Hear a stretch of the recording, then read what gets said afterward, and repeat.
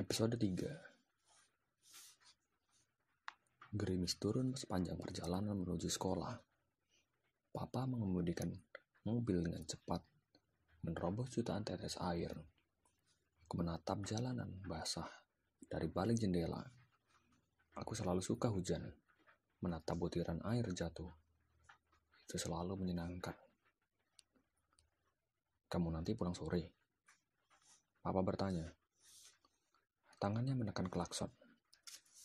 Ada angkutan umum mengetem sembarangan, menghambat laju lalu lintas pagi yang mulai macet di depan. Tidak ada les, Pak. Ra langsung pulang dari sekolah. Aku menjawab tanpa menoleh. Tetap menatap langit gelap. Oh, berarti kamu bisa ya menemani mama ke toko elektronik? Aku mengangguk. Tanganku menyentuh jendela mobil. Dingin. Mesin cuci itu, kamu pernah mau memikirkannya, Ra? Papa sepertinya mulai tertarik dengan percakapan di meja makan tadi. Dia menekan klakson, menyuruh dua motor di depan yang sembarangan menyelip di tengah kemacetan agar menyingkir. Ya, aku ikut menatap ke depan. Usianya sudah 15 tahun, bukan? Papa tertawa kecil. Membayangkan sekaligus menghitung. Ya, kamu tahu, kalau setiap hari mesin cuci itu mencuci pakaian sebanyak 20 potong, maka 15 tahun itu berarti lebih dari 36.000 potong pernah dicucinya. Hingga akhirnya rusak, minta diganti. Hebat bukan? Aku mengangguk pelan, menatap halte yang baru saja kami lewati.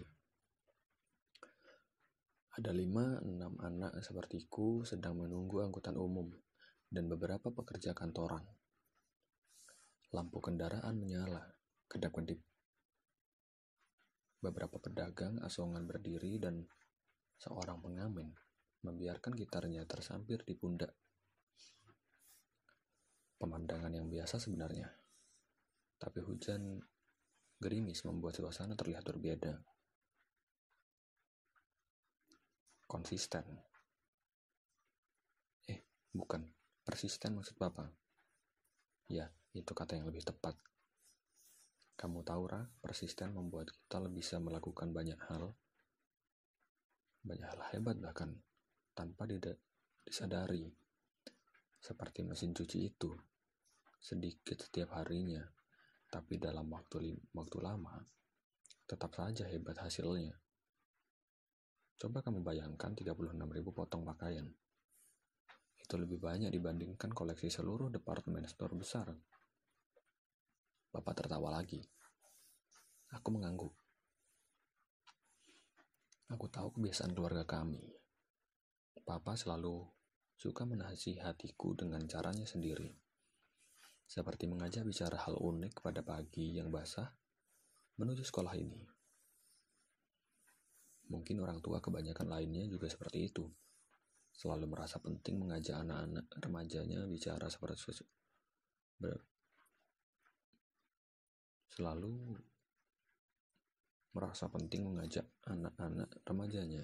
bicara sesuatu, menasihati, dan berharap kalimat-kalimat itu bekerja baik.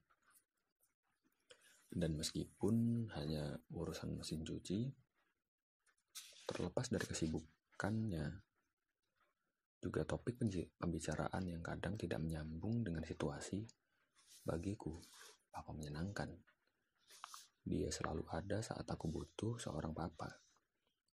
Dan satu lagi, Ra, urusan mesin cuci ini masih punya satu lagi hal yang hebat. Oh ya? Aku memperhatikan wajah Papa yang riang. Coba kamu hitung. Setiap hari, Mama mencuci 5 potong pakaianmu, maka 15 tahun terakhir dihitung sejak kamu lahir nih. Itu jumlahnya sekitar 30.000 potong lebih. Atau untuk papa 17 tahun sejak menikah, angkanya lebih dari 40.000 potong. Wow, papa lebih banyak lagi ganti baju bukan? Totalnya 70.000 potong. Untung saja mama tidak menarik uang laundry ke kita ya, Ra. Kalau satu potong mama tarik 1.000 perak ya saja. Wih, banyak sekali tagihannya. Papa tertawa. Aku pun ikut tertawa, mengangguk. Pembicaraan mesin cuci ini terus menjadi trending topik hingga mobil yang dikemudikan papa tiba di depan gerbang sekolahku. Gerimis menderas. Para siswa yang satu sekolah denganku berhamburan turun dari angkutan umum, mobil pribadi, motor, atau jalan kaki. Mereka bergegas masuk menuju bangunan yang kering. Kamu bawa saja payungnya, Ra. Papa menoleh, menunjuk ke belakang. Tenang saja. Di kantor nanti, Papa bisa minta tolong satpam membawakan payung ke parkiran. Atau menyuruh siapalah untuk memarkirkan mobil. Papa seakan mengerti apa yang kupikirkan. Tanpa banyak bicara, aku meraih payung di belakang kursi, mencium tangan Papa, membuka pintu mobil, lalu beranjak turun. Dadah, Pa. Dadah, Ra. Aku menutup pintu mobil. 2 detik kemudian, mobil Papa kembali masuk ke jalanan. Petir menyambar selintas, disusul gemuruh guntur memenuhi langit. Aku mendongak, sengaja belum mengembangkan payung, awan hitam terlihat memenuhi atas kepala. Sejauh mata memandang, bergumpal-gumpal, terlihat begitu suram. Terlihat seperti menyembunyikan sesuatu. Entahlah, aku selalu suka hujan. Semakin lebat, semakin seru. Aku membayangkan awan gelap itu dan berdiri di antaranya.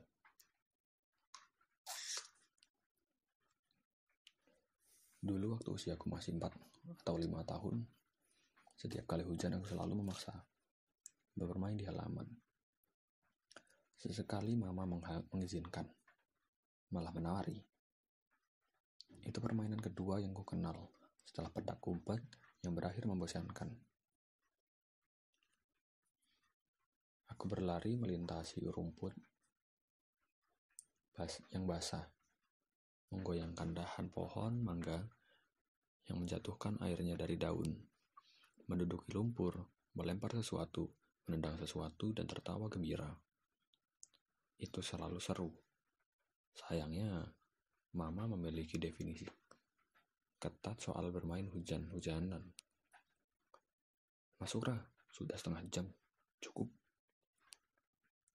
Aku menggeleng tidak mau. Ra, tanganmu sudah membiru kedinginan. Masuk. Besok kan bisa lagi. Mama melotot. Papa mengamini, juga menyuruhku masuk. Aku kalah suara. 2-1. Aku merengut. Terpaksa menerima uluran handuk kering. Atau, aduh Ra, kan baru kemarin kamu main hujan-hujanan. Mama menggeleng tegas. Sebentar saja, Ma. Kan kata Mama besok bisa main lagi. Kilahku. Mama tetap menggeleng. 5 menit. Tidak. 3 menit. Tidak. Seberapapun aku merajuk, menangis, jawaban Mama tetap tidak. Papa mengamini. Aku kalah suara lagi. Dikurung dalam rumah. Usiaku baru 4-5 tahun. Rambutku masih tampak lucu dikapang oleh Mama. Aku hanya bisa protes dalam hati. Bukankah kemarin-kemarin Mama yang menyuruhku main hujan-hujanan? Kenapa jadinya sekarang dibatasi banyak peraturan? Karena itu, rasanya senang sekali saat aku dapat izin bermain hujan-hujanan. Aku berlari ke sana kemari dan membujuk dua kucingku agar ikut bermain air. Kucingku mengeang panik, lari masuk ke dalam rumah. Aku tertawa, membiarkan tubuhku kotor oleh lumpur. Akhirnya, setelah lelah, aku duduk di halaman, mendongak menatap langit, awan hitam. Aku membayangkan apa yang sedang berkecamuk di awan-awan itu.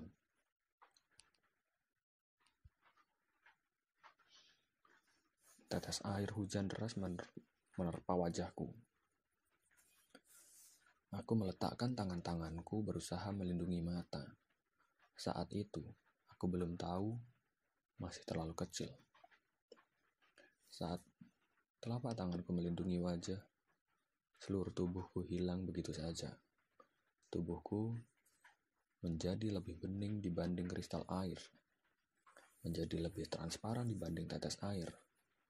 Aku asyik mendongak, menatap langit, belum menyadari bahwa jutaan tetes air itu hanya melewati tubuhku, tidak pecah saat mengenai wajah.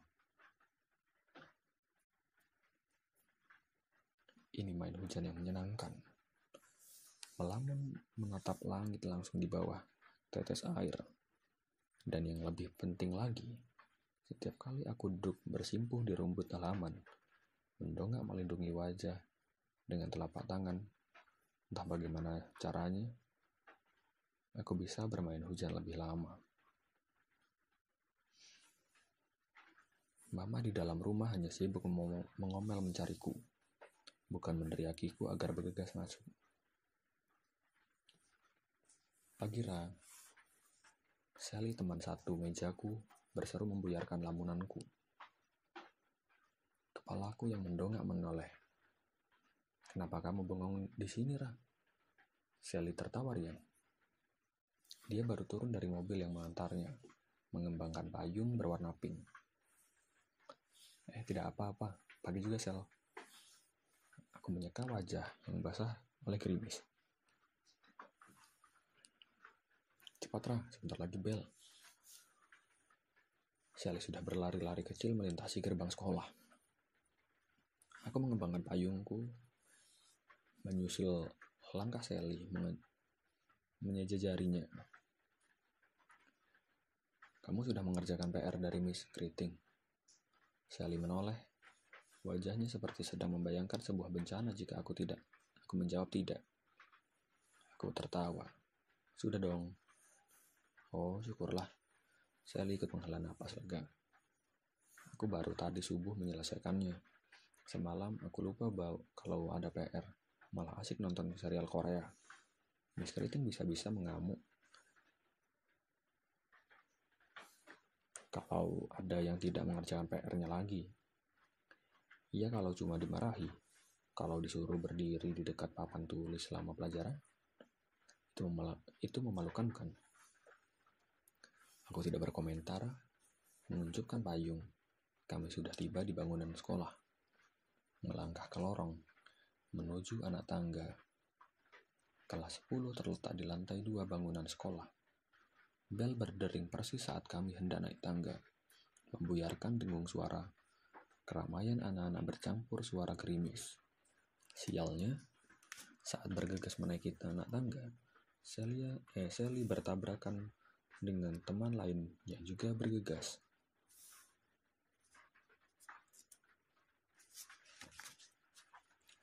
Lihat-lihat dong. Sally berseru ketus. Kamu yang seharusnya lihat. Yang ditabrak balas berseru ketus. Jelas-jelas kami duluan. Sabar sedikit, kenapa? Sally melotot. Duluan dari mana? Aku lebih cepat. Semua orang juga tahu kamu menabrak saya dari belakang. Suara Sally melengking. Aku mengikut Sally, memberi kode, cueki saja. Pertama, karena sudah bel, teman-teman lain juga terhambat naik, berdiri menonton di lorong lantai 1. Kedua, yang lebih penting lagi, kamu tidak akan merusak mood pagi yang menyenangkan dengan bertengkar dengan Ali, teman satu kelas yang terkenal sekali, suka mencari masalah. Lihatlah, lihatnya cengar-cengir.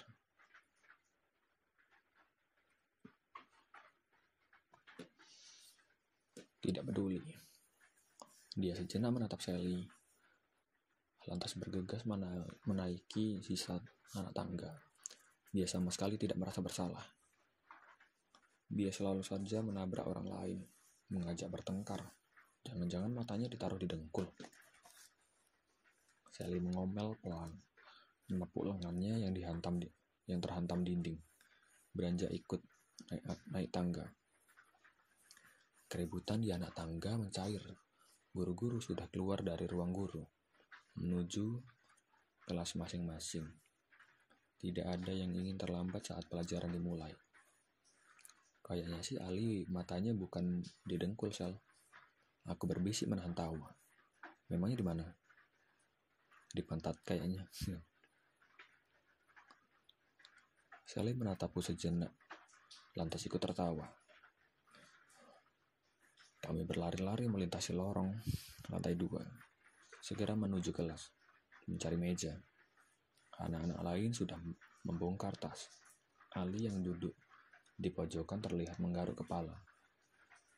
Seperti biasa, kemeja seragamnya berantakan, dimasukkan separuh.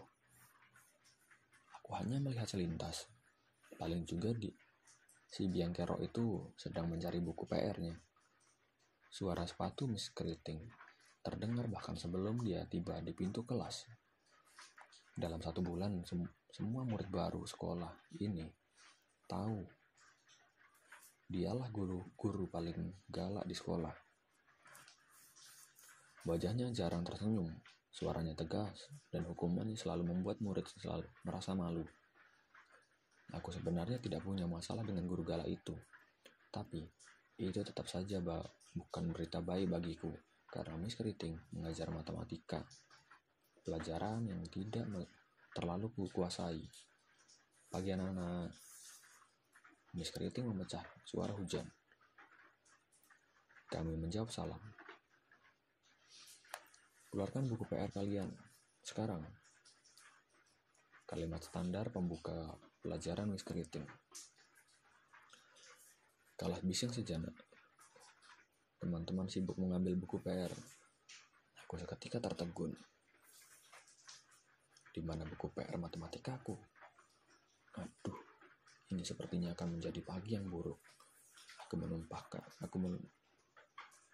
Aku menumpahkan buku dari tas.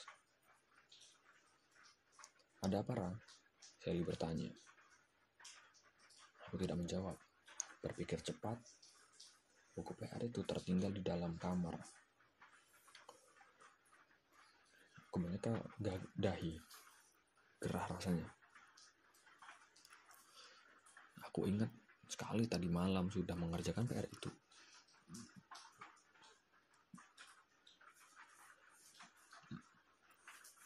Meletakkan buku PR di atas meja.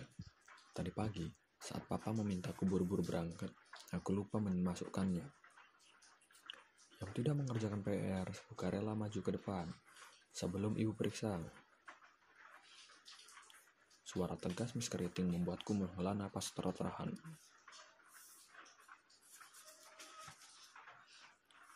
Ayo maju, sekarang. Miss Keriting menyapu wajah-wajah kami. Aku menggigit bibir. Mau apa lagi? Aku melangkah ke depan. Ra? Sally menatapku bingung. Aku tidak menjawab. Terus melangkah ke depan di bawah tatapan teman-teman. Aku tidak mengerjakan PR, Ra. Kamu tidak mengerjakan PR, Ra. Miss Keriting menatap tajam. Saya mengerjakan PR, Bu. Lantas kenapa kamu maju ke depan? Saya lupa membawa bukunya. Teman-teman tertawa. 1-2 menepuk meja, lalu terdiam. Saat Miss Keriting mengangkat tangan. Miss Keriting menatapku lamar-lamar. Itu sama saja dengan tidak mengerjakan PR. Dengan amat menyesal, kamu terpaksa ibu keluarkan dari kelas. Kamu menunggu di lorong selama pelajaran berlangsung. Paham? Suara Miss Keriting sebenarnya tidak menunjukkan intonasi menyesal. Karena sedetik kemudian, saat aku mengangguk pelan, dia kembali sibuk menatap termasuk teman-teman lain.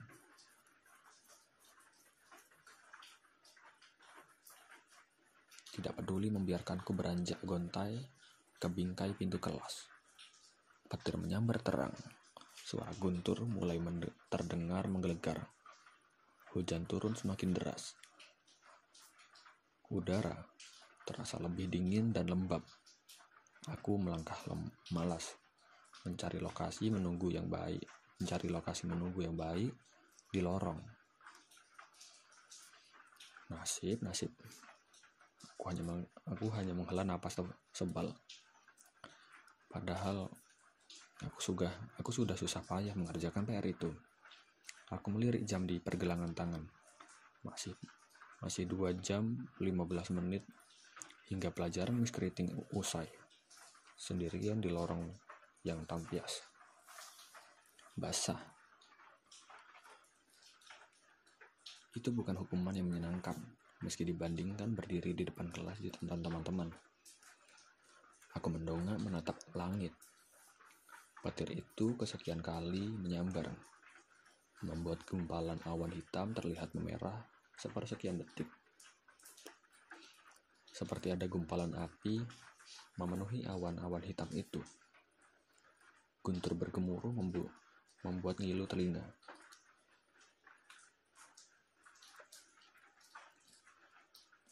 Aku menghela nafas. Suasana hujan pagi ini terlihat berbeda sekali. Lebih kelam dari biasanya. Ternyata kabar buruk itu belum berakhir.